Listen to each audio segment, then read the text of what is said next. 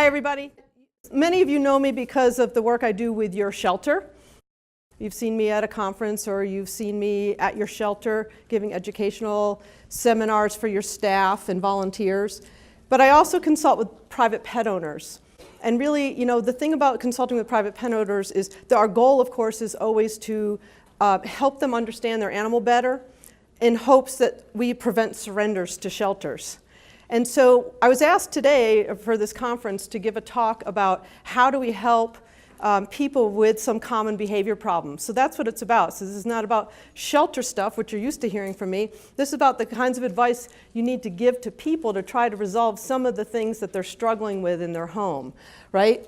Because we know that behavior problems can break down that human-animal bond, right? That's what happens when someone comes into your shelter and says, I'm not going to keep my dog today. I'm not going to keep my dog anymore. I need to surrender him today. Usually it's a breakdown in the bond, and behavior is the #1 reason for the breakdown of the bond, and also the #1 reason for owner relinquishment to a shelter. So really what shelters need to do to prevent surrenders is to help these people, to help the pet owners resolve some of the issues they're having with their pets.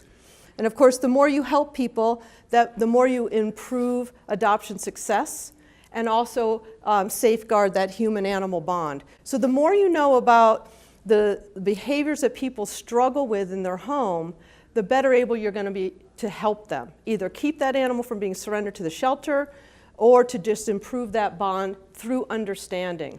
Because remember, it's all about people.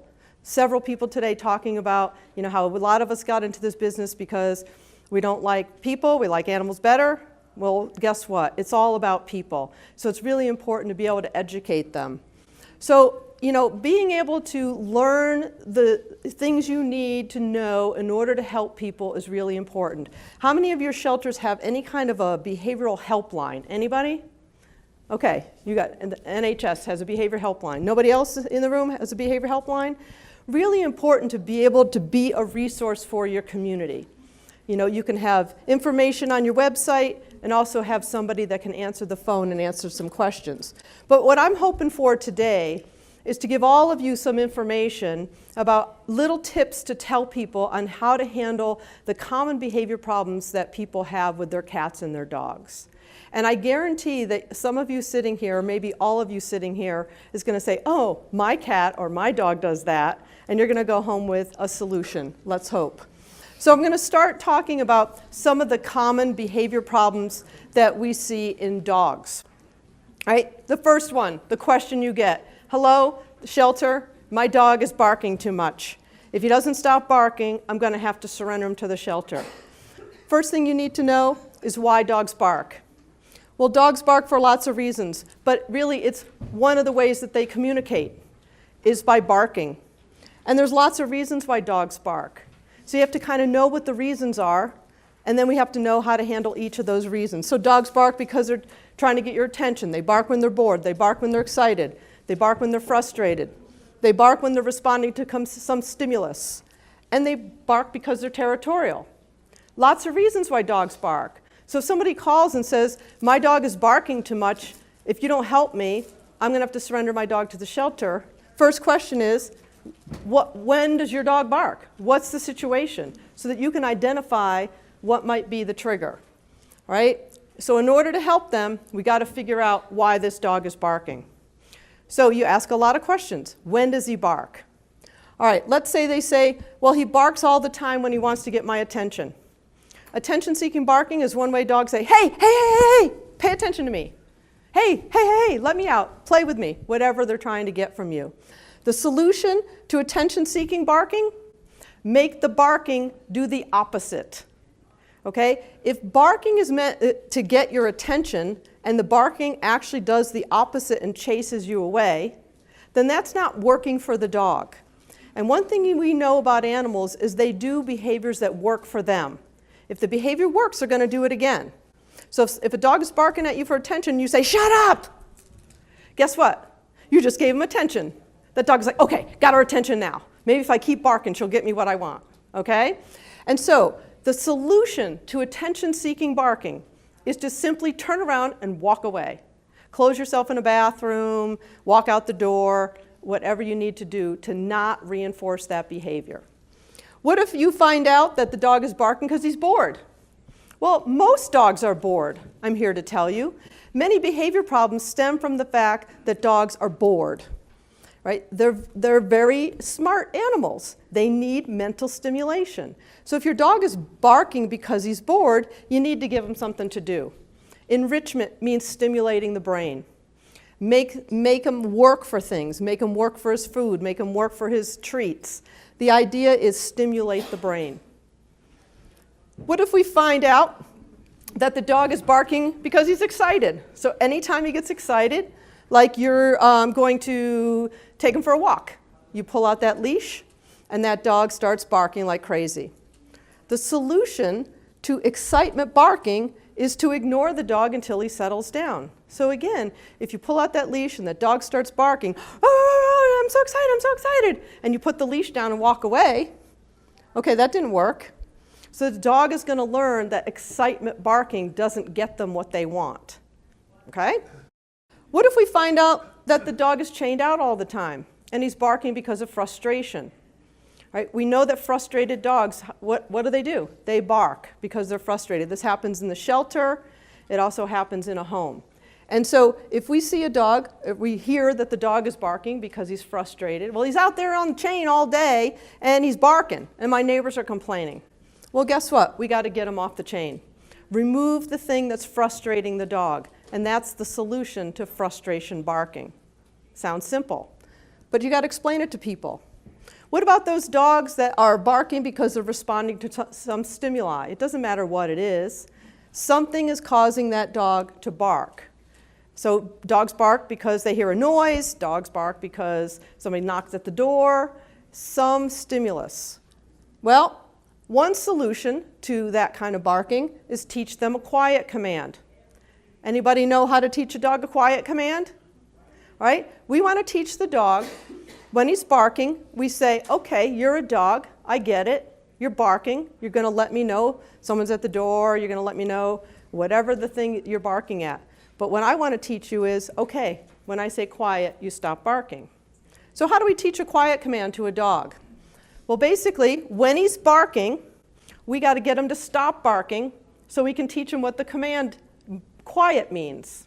If we just yell quiet while he's barking, what are we teaching him quiet means? To keep barking, right? Plus, the dog just thinks we're barking along with him, right? Quiet, cool, yeah, we're all barking. All right, so what do? We show that dog a treat. We hold that treat right to his nose. That dog's got that treat in his nose, and most likely he's going to stop barking. And when he stops barking, we say quiet. We got to pair the word quiet with the action of shutting up. If we're going to teach a dog a word, we have to teach him the word by pairing it with the behavior. The behavior is be quiet. So we have to say quiet when he quiets down, and then we give him that treat. Okay? And we repeat this until the dog will be quiet when we say quiet without showing the treat up front.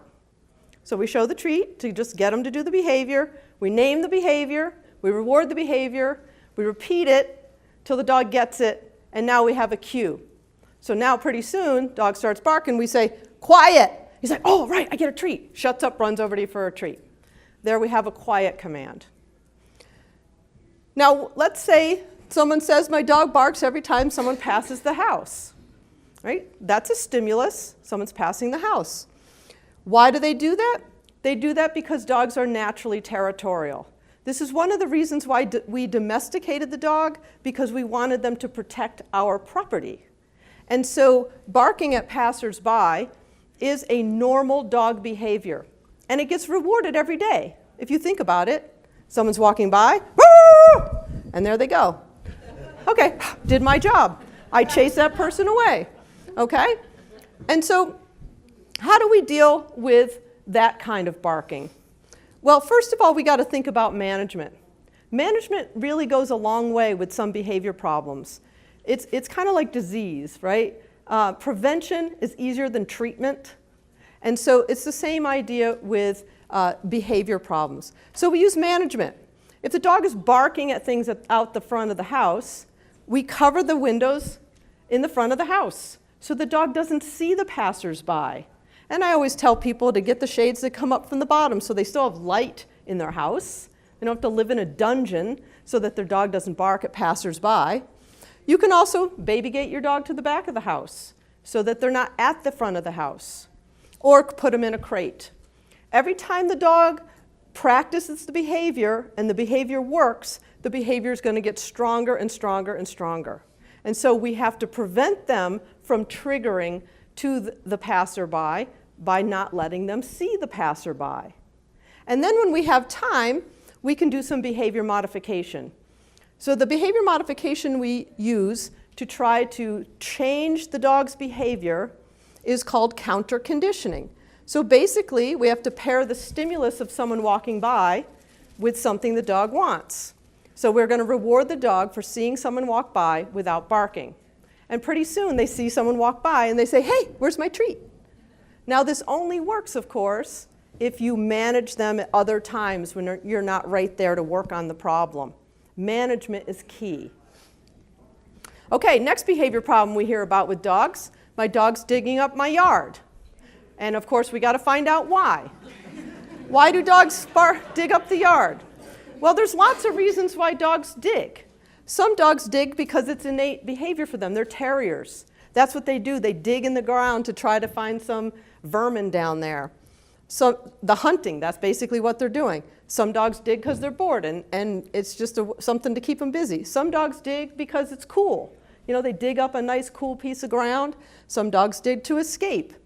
Some dogs just like to dig and bury things and dig those things back up. How many of you's dog has brought you a rawhide bone they probably buried like a year ago, right? But guess what? It's just fun. So dogs dig for lots of reasons. And it's an important dog behavior. So we don't want to stifle a dog, right? So what's the solution to a digging dog? Give them a legal place to dig. Okay, put in a digging pit of some kind. And so the idea is just build a little thing, get a little pool. It doesn't matter what you have. Just put in a place where it's legal to dig. And then you bury little milk bones, you bury little toys. The idea is, here, be a dog. Do what you love to do, but do it here. And then you can booby trap the places you don't want them to dig with maybe a remote control sprinkler system, let's say, something like that. But if you give a dog a place to dig, where it's legal to dig, where he finds cool stuff, he's going to run out there and dig there. Okay, next behavior problem we get a call about. My dog is chewing up my stuff. Okay, first thing we have to figure out is why. Why is the dog chewing up the stuff? Well, again, there's multiple reasons why dogs do the things that they do. Dogs chew because they're bored. They might chew because they're stressed.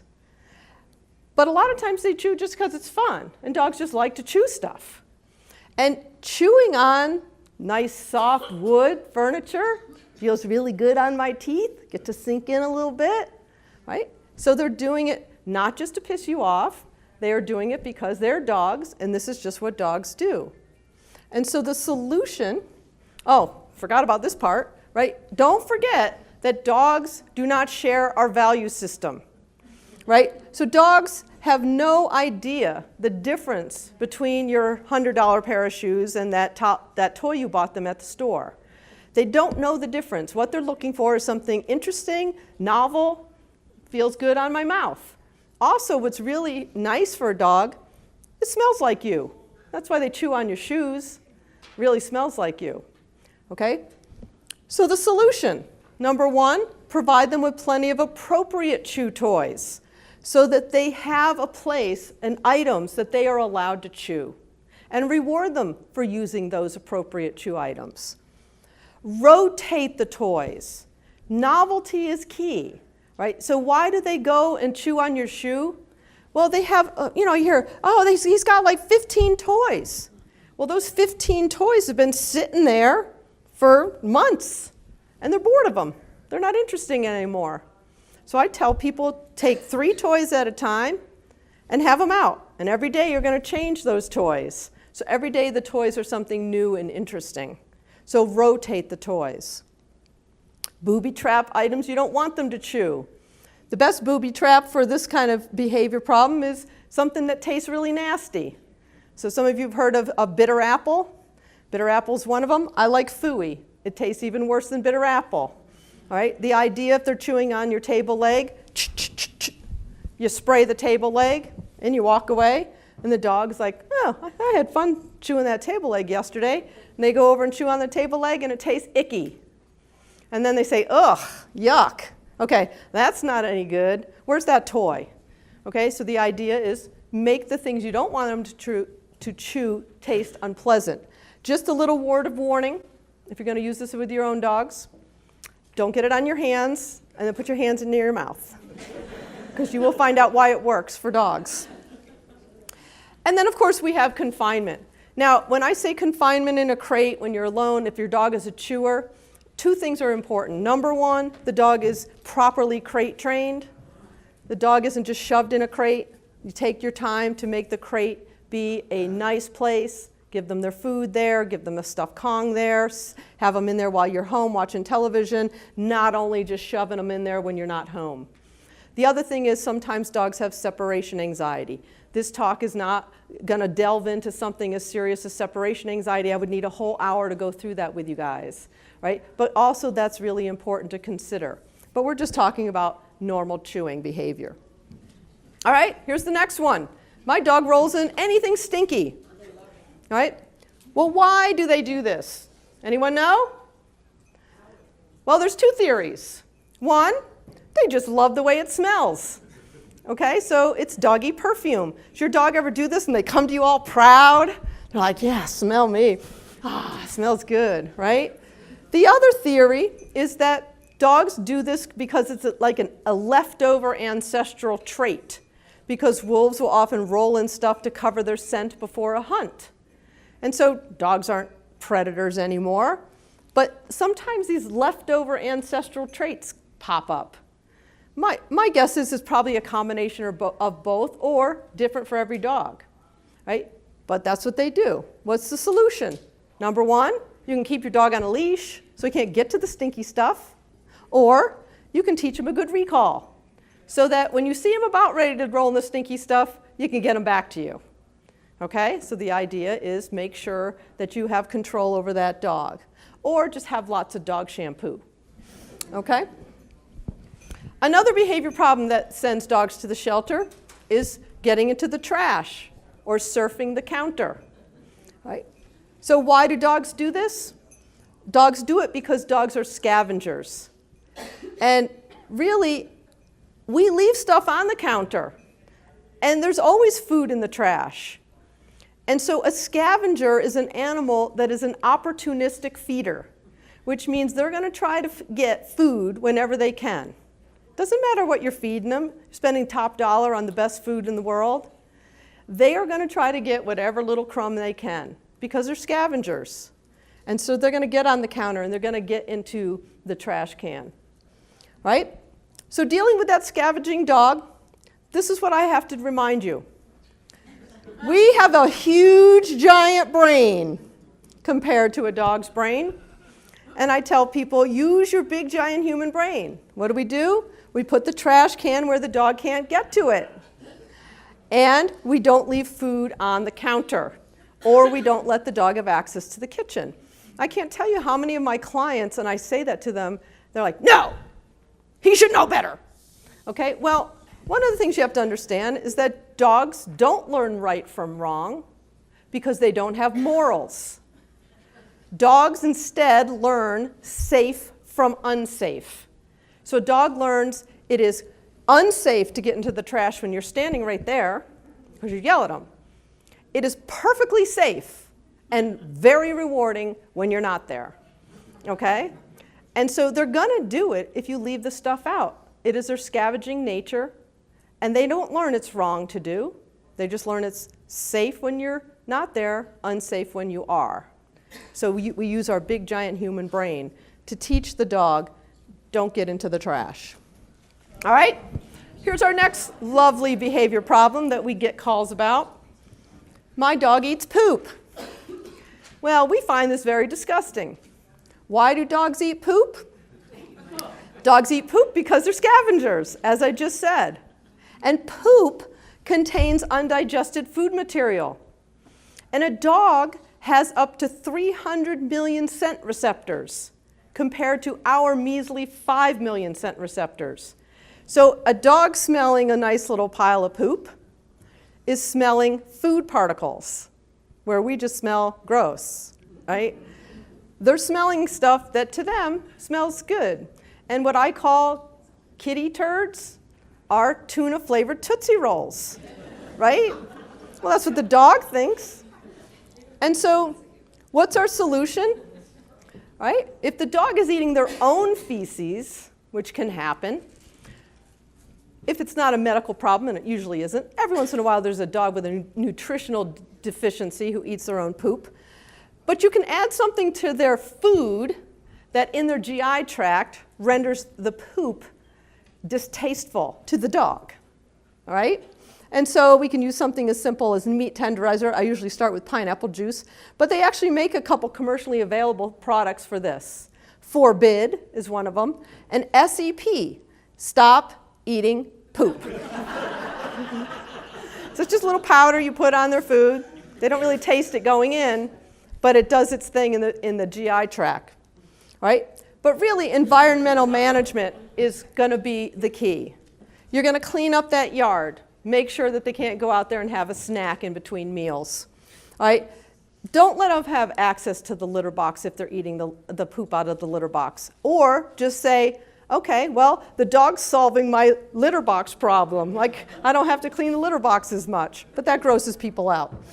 And of course, if your dog is prone to go off and eat all kinds of poop, and if it makes you, disgusted, keep them on a leash.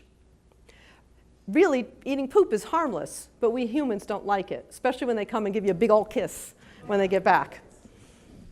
Okay, let's talk about the dog that jumps on people. So this is a common complaint of people. My dog jumps on everyone. Well, why do they jump on everybody? Mainly because they're excited. They're excited to see you. And dogs, when they're excited, want to get up to your face. Think about how dogs greet each other. They sniff each other's face, and then they go around and sniff each other's butt.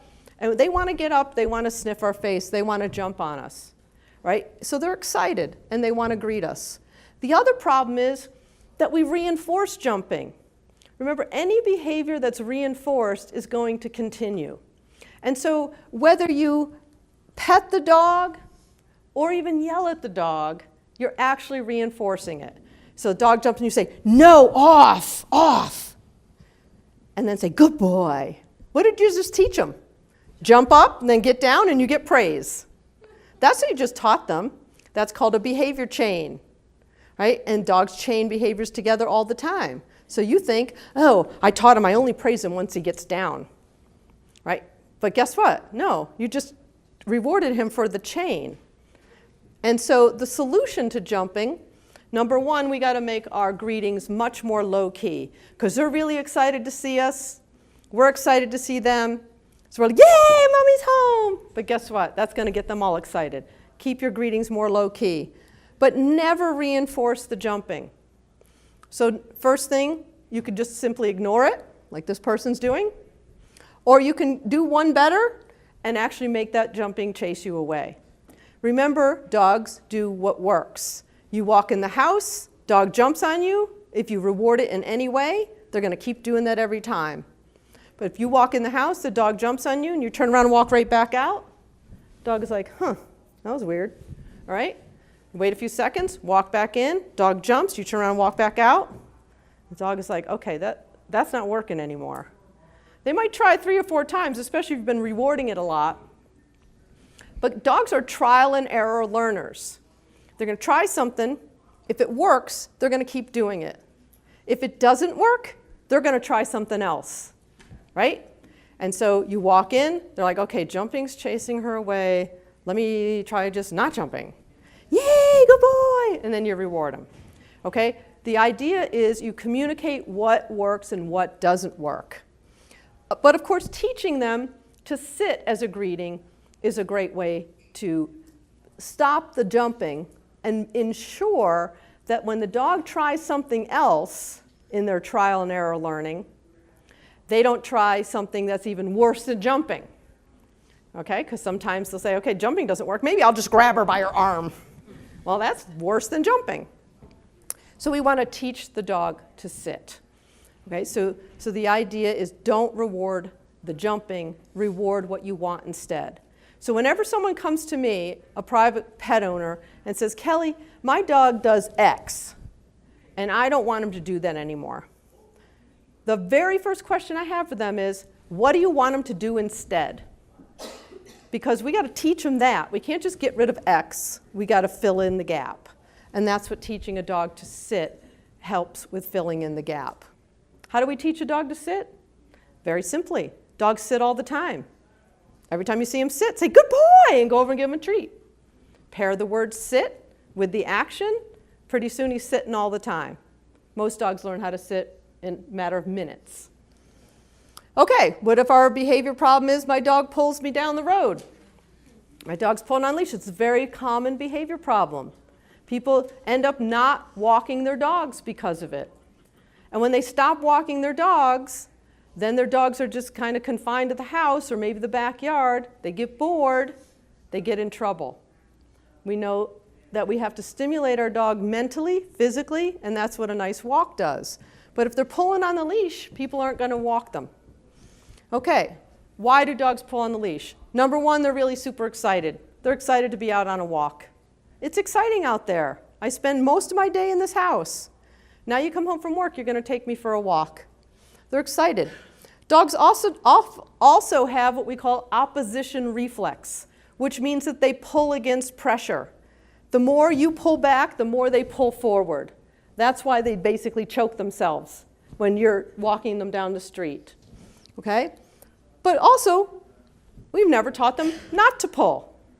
So dogs do what works. So we have to teach them what works. So we're going to teach them loose leash walking. Right? So that means we're going to walk forward only when there's no tension in the leash. But as soon as there's tension in the leash, we're just going to stop. And the dog can't keep going forward. When they slacken the leash, we can start walking again. They pull, we stop. And we just do this until your neighbors think you've like lost your mind because you're stop, start, stop, start, stop, start. But the dog learns, okay, I don't go anywhere if I feel this tension. Also really important to make sure you're rewarding the dog when he doesn't pull. So not only are you allowing him to keep walking with a slack leash, you are also going to randomly reward him when he is walking nicely with a slack leash. You can have a marker signal like a clicker. You can have a marker signal like the word yes. The idea is a signal that means you just earned a treat. This dog's walking, nice slackness, and you say yes. And he knows, oh, that means I get a treat. And he comes back and he gets his treat. That means he's going to kind of stay in this radius around your body because he's never sure when he's going to get that treat. Now, there are tools to help with pulling, and the tools can be very helpful. So one tool is the head halter, and the other tool is the front clasping harness. Now, this is a great tool for pullers because basically it's like a horse halter. You know, you wouldn't be able to ride a horse effectively without a head halter on. It's a 1,000-pound animal. You want a horse to go right, you pull the rein right, his head goes right, his body follows. Where their head goes, the body goes. The same concept applies to dogs when they have a head halter on. The problem is dogs hate them. Right? So really important that if you're going to recommend a head halter, you have to recommend that they make sure it's fit properly and make sure they desensitize their dog to wearing it. We desensitize a dog to something by pairing it with really yummy treats. So we put the head halter on, it's fit properly, treat, treat, treat, treat, treat, take it off. Put it back on, treat, treat, treat, treat, treat, take it off. We do that for like 3 or 4 or 5 days. Just put it on, give them treat, roast beef, chicken, you name it, something yummy. Pretty soon the dog is like, can you put that thing back on my face? And once they're like running to you because they see you pull it up, then you know it's time, you can go ahead and take them for a walk. But really important to give people that advice if you're going to recommend a head halter. The front clasping harness doesn't need that. The front clasping harness, the idea is when the leash comes out of the front, when there's tension in the leash, it pulls their chest sideways. And they can't effectively pull as hard anymore. And so it gives you the ability that when you stop, their chest goes sideways, they're more likely to slacken the leash. And then you can go again. So it's just a tool that changes the pressure system. And no desensitization required. So I like the front clasping harnesses for most dogs. Every once in a while we get a really super duper puller who's really strong with someone, maybe an owner who's not really strong. A head halter might be a good thing to recommend. The tools we want to try to stay away from are these tools. Right? We'll start with the regular harness. When the leash comes out of the back, where's all the pressure? In the front. When the dog pulls, feels pressure, pulls harder. Right? So these don't help dogs with pulling. The choke chain is called a choke chain because it chokes. Okay? So it's not a good tool because it chokes your dog. The choke chain can damage the trachea, especially because of the fact that they keep pulling anyway. How many of you have walked a dog on a choke chain and they're still pulling? Right? They're choking themselves. It doesn't matter. Right? Choke chains have no business around dogs as far as I'm concerned. Now the pinch collar is better than the choke chain because it's limited choke because of the martingale loop. The problem is now we're using a pain stimulus. When you pull, these things dig into your neck. It feels uncomfortable. Why do we have to use tools that make a dog uncomfortable when we have tools that don't? Okay? And so we try to stay away from these tools for those reasons. All right, so what do all dogs need? All dogs need social stimulation, both to humans and other animals. They need physical stimulation. Aerobic exercise is a must. Remember that a tired dog is a good dog. And so we want to make sure that we recommend that people exercise their dogs. Again, one of the things that leads people to these behavior problems, oftentimes what I find in getting a history is the dog doesn't get any exercise, mental or physical. We need to exercise animals mentally and physically. The mental stimulation is really super important too. And so oftentimes dogs are understimulated. The best enrichment we can do for our dogs is to feed them in feeder balls or feeder puzzles so that they have to work for their food. And so a great piece of advice for people calling you with all these problems, enrichment feeding is part of my behavior plan for every single one of my clients, regardless if their dog has separation anxiety, dog aggression, it doesn't matter what it is. Enrichment is part of it, right? Now you guys who know me from the shelter world know that I believe every shelter dog also should be fed this way. Every dog should be fed this way. We feed the dog twice a day. Take those 2 opportunities to feed them in an enriching way. Make them work for his food. Okay, so those are the common behavior problems that we hear about in dogs. And hopefully that information helped you so that you can then help people who are calling in. Now let's switch to cats. And although the cat will never admit it, sometimes they do things we don't like, right? The most common issue that we see in cats, and the thing that sends most cats to the shelter from their owner relinquished cats, is not using the litter box, right? Right? It's the #1 behavior problem in cats. So why do they stop using the litter box? Well, there's a lot of reasons why cats stop using their litter box. The first thing you have to recommend to people who call about litter box problems is to make sure they go to the veterinarian, because there's a lot of things that can cause a cat to stop using their litter box. Okay, so it is the first thing. When someone calls me and this is the issue, I say you got to go to the vet first. If the vet clears you, there's no medical problems, then you come back to me. But also sometimes even when there is a medical problem, inappropriate elimination continues even after the resolution of the medical problem.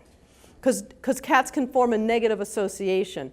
If they have a urinary tract infection and they experience pain when going in the litter box, so they start going elsewhere, which is common, you resolve the UTI, but they now still have a negative association with the litter box.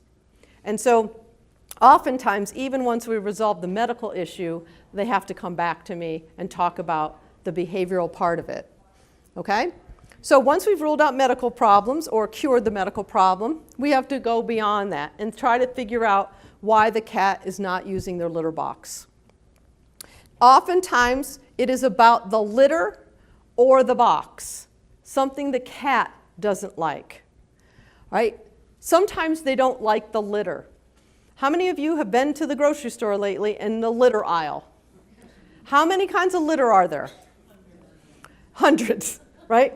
How many of them are designed for the cat versus the human? Very few. Okay, so there are all kinds of scents, all kinds of textures, all this stuff that is designed for the human and not necessarily for the cat. So sometimes it is a litter problem. So weird smells and weird textures can be aversive to cats. So the first question you're going to ask the people who call with a cat litter box problem is, what kind of litter are you using? Right? And so if they're using one of these scented litters or some weird texture, then you're going to give them the advice of not to do that. Now, the signs that a cat is not using their litter box because it is the litter, they eliminate right outside the box. So they go to the box, they want to use their toilet, but the litter's aversive to them. Or they perch on the side of the box because they don't want to step in the litter. Or they'll go in the box, but they don't bury it. Now, we know that cats bury their waste. They're very fastidious, and they don't want it all uncovered, right? So if they just poop and run, it's probably because when they bury their waste, the smell kicks up, or the texture feels funny on their feet, and they don't like it. Or if the cat is shaking their feet violently when they get out of that box, because again, they didn't like the texture. And we know that cats' foot pads are really super sensitive. And so if they don't like the texture, they're not going to use the box. Most cats prefer soft, clumping, unscented litter. So if somebody calls you and you start asking these questions and you find out that it's scented litter, your very first thing to tell them is, get some unscented litter. Now, has the litter changed? Cats are very habitual. They do not like change. And so if somebody's just bought this because it was on sale and the cat stops using the litter box, we got to tell them, go back to the litter you were using that the cat was successful with. Sometimes there's too much or too little litter. All right? Most cats prefer 2 to 3 inches of litter in their litter box. If it's not enough, there's not enough there to bury their waste. If there's too much, they kind of feel like they're sinking in. So you got to have that nice medium amount. Sometimes it's something about the box they don't like.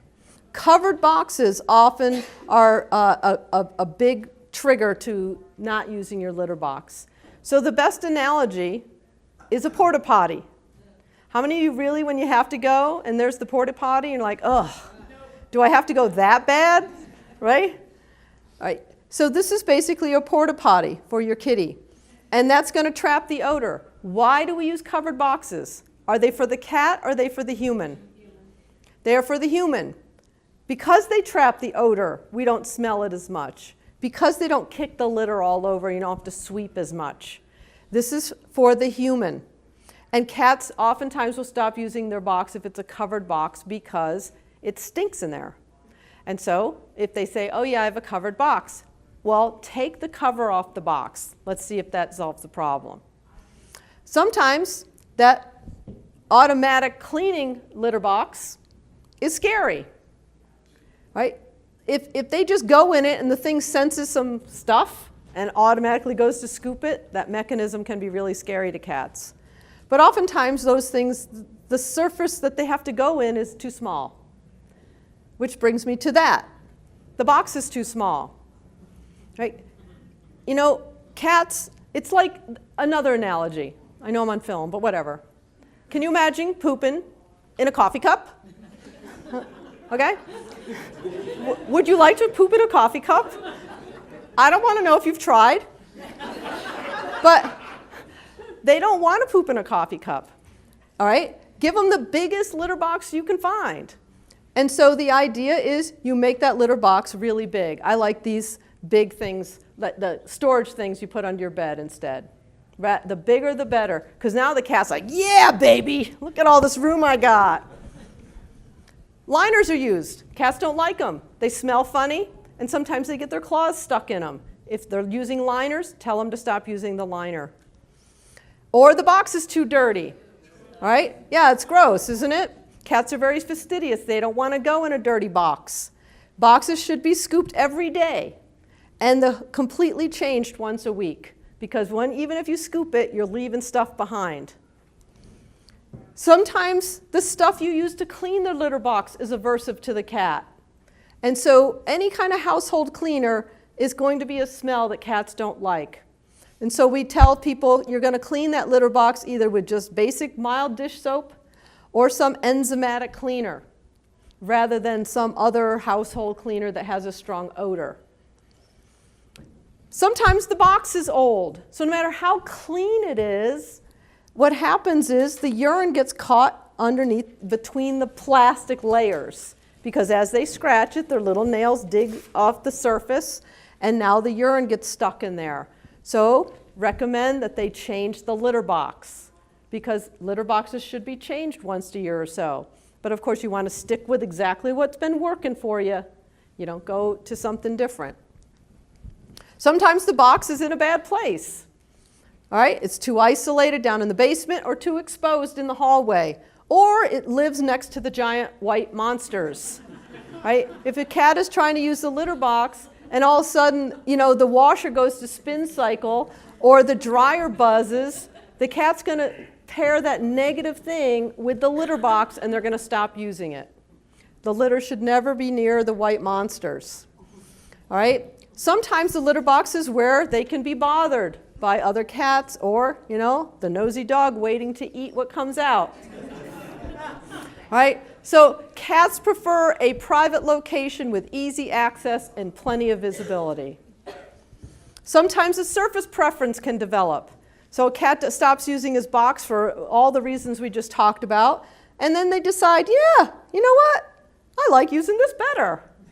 Right? So they develop a surface preference for bedding or rug or even newspaper or even porcelain. Really weird. Or sometimes a location preference because they found a location that works better for them. They got better visibility, better privacy, and it's like, yeah, I'd rather use this place. All right, so the treatment.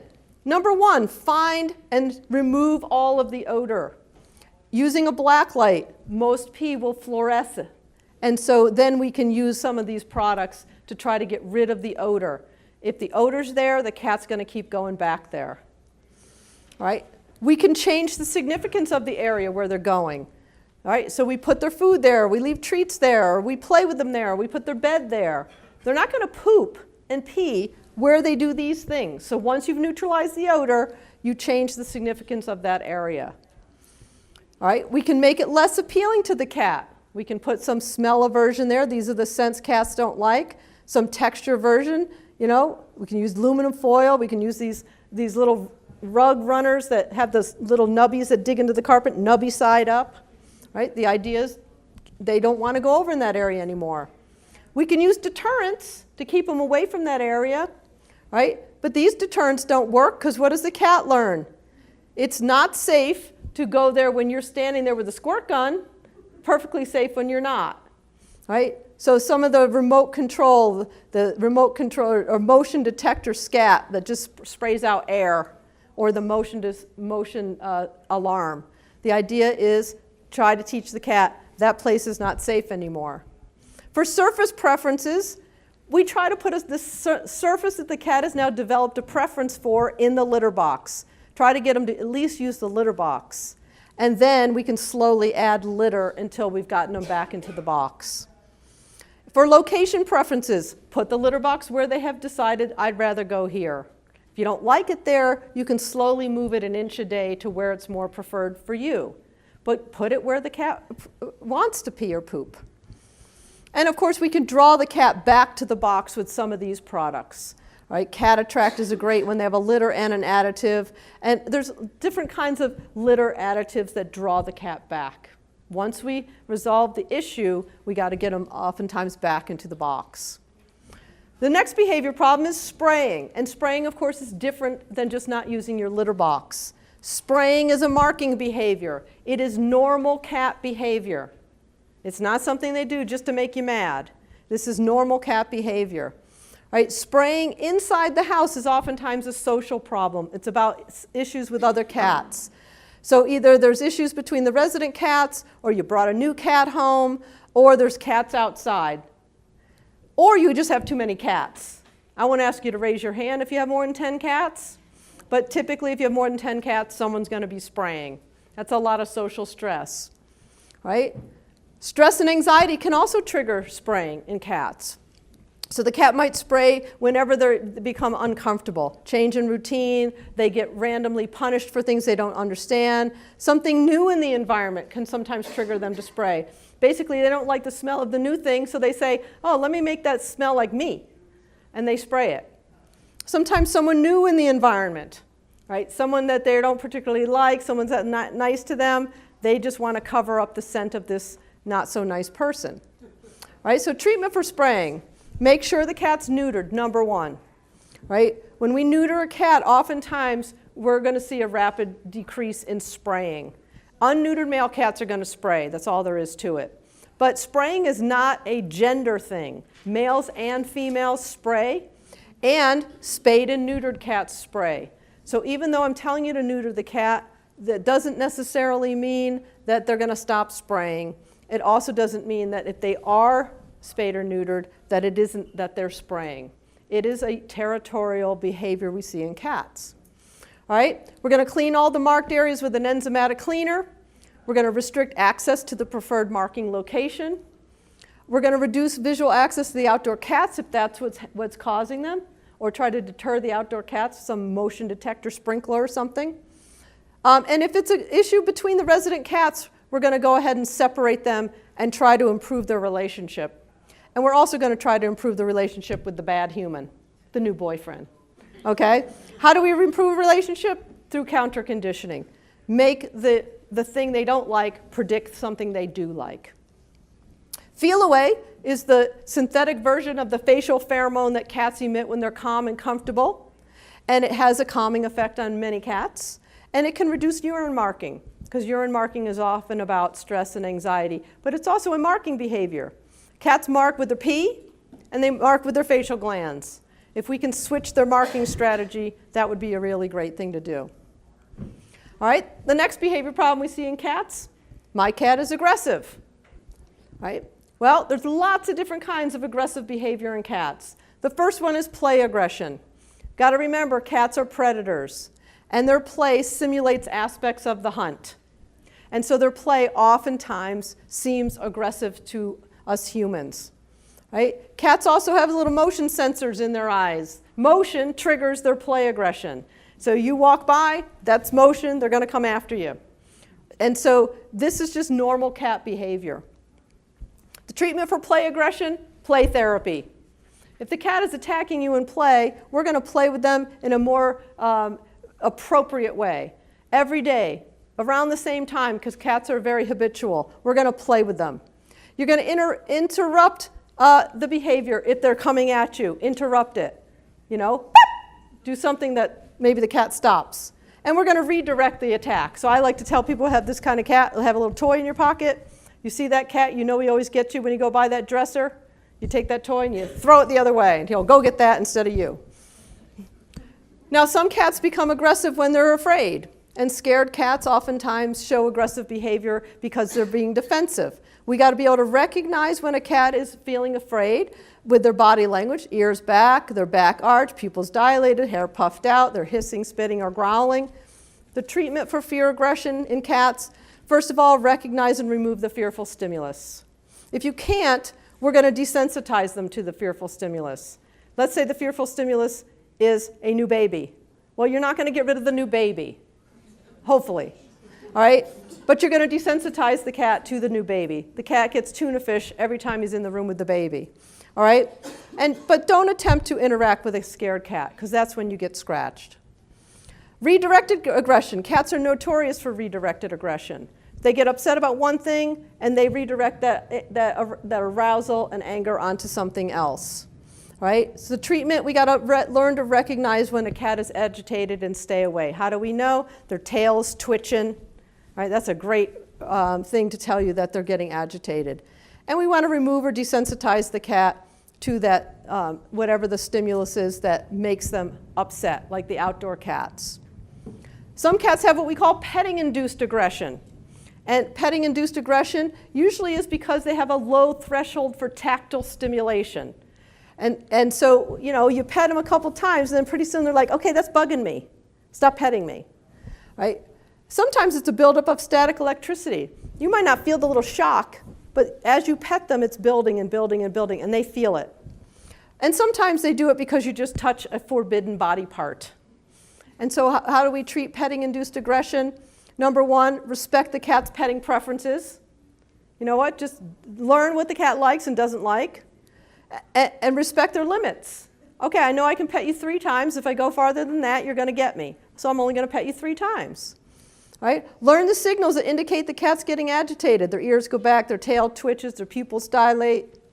And counter-condition the cat to being petted. So you can pet 3 times, give them a piece of tuna while you pet a 4th time. Okay, now you might get 4 pets, but don't try to go any further than that. And sometimes cats just have aggressive personalities. And sometimes it's because they were taken away from their mom too early, or sometimes these bottle babies. You know, we have the nurseries in our shelters. We want to hand raise the baby kittens that don't have a mom. But unfortunately, without mom, they don't learn to temper their aggression. And so oftentimes bottle babies end up being aggressive. Lack of socialization. The critical period for socialization in cats is 3 to 7 weeks, which means if they haven't been handled and been around humans before they're 8 weeks old, they're basically feral. A traumatic event can make a cat be aggressive, and also a medical problem. And there's lots of different things that can cause a cat to become aggressive if they don't feel good. So once again, if your cat is aggressive and it seems like a sudden onset, you would recommend that they go to the veterinarian to rule out some things that might cause aggressive behavior. All right, physical punishment should never be used on a cat. Right? Physical punishment can make a cat more aggressive. The startle technique, where you squirt them with water or make a loud noise or something, it can be effective, but you also have to be cautious because it can also backfire on you and make the association worse. Whenever we use aversives, we have the potential to make the association worse. All right, inner cat aggression can happen. I know I'm running out of time, so I'm going really fast now. All right, cats are very particular about the company they keep. Right? They prefer family members. They can learn to live with non-family members, but they're very particular. And inner cat aggression is usually territorial in nature. You bring a new cat home and they're not digging that. The treatment for inner cat aggression, make sure both cats are spayed and neutered, first of all. And then we're going to try to do a reintroduction program. We separate the cats because they're fighting. And what we do is we separate the cats, one in a room. We're going to switch them occasionally. One gets this room and the other gets the house, and we keep switching them. We're going to rub each cat with a towel every day so we exchange their scent, because this is how cats recognize their social partners, through scent. We're going to supervise introductions, bring them together, and do counter-conditioning. What counter-conditioning is trying to change the way they feel about each other by pairing the sight of each other with something yummy. You bring them together every day, and everybody gets a can of tuna fish, or a little bit of tuna, sardines, whatever yummy they like. All right, again, never punish a cat for being aggressive to another cat, because you're going to only make the association more negative. And if you use the remote punishment to punish the aggressor, guess what? You're also punishing the one who just got beat up. So you got to be really careful with punishment. This is true of any animal, but especially cats. Sometimes the best we can hope for is mutual avoidance, an occasional fight. But sometimes when someone calls you with cats that are fighting, if it is relentless and they've tried all these things, sometimes you just can't keep the cats together. And the last thing we'll talk about is my cat scratches the furniture. All right, why? Well, scratching is normal feline behavior. Cats don't just like to scratch, they need to scratch. They do it to mark their territory, because scratching not only leaves visual marks, it also leaves olfactory marks, because they have glands in their pads and they secrete substances that mark their territory. But they also use it to shed the dead nail sheaths. And so scratching is normal behavior and they need to do it. So how do we fix the problem? We make sure that the people are providing proper marking posts. They should be tall and stable, although some of them like them horizontal. And the substrate is important. Sisal rope, natural logs, cardboard is usually preferred. You'll see a lot of carpeted scratching posts. Most cats don't like the carpeted scratching posts. They're the ones you find the cheapest, right? They get caught in the loops of the carpet. They don't want to keep going back to it. But the key is to put those scratching posts in prominent places. Where does the cat scratch? On the couch. Where do you put the post? Oh, it's down in the basement. Okay, bring the post up by the couch. No, I don't want that ugly thing by the couch. Okay, you'd rather have a scratched couch, right? So that you got to put the post where the cat wants to scratch. We got to trim those nails regularly, and you can desensitize a cat to having their nails trimmed by using food. While they're eating that little can of tuna, you just clip a couple of nails, right? Very easy. Or sometimes people prefer to put these on. The thing is they pop off every, few weeks. You got to put them back on. So they can be a pain in the neck. To discourage the furniture use, we can use texture aversion, right? Now, this is lovely when you have company, but whatever works. You can use smell aversion. All right, so these are the scents cats don't like. You make a little sachet of these, hang it on the arm of the couch. You can even use, the motion detectors where you put it right by the couch when they come near the couch to scratch. Beep, beep, beep, beep, beep, beep. It makes a little noise, and they run away, and they're like, where's my scratching post? All right, so to prevent unwanted behaviors in cats, again, we're going to provide them with play, with exercise, with social contact, and also with enrichment. Cats are no different than dogs in their need for mental stimulation. The best way to stimulate the brain of an animal, make them work for their food. And that's it. And I would like to thank the Dave and Cheryl Duffield Foundation for putting on the conference and for all the work that they do. And thank you for your attention.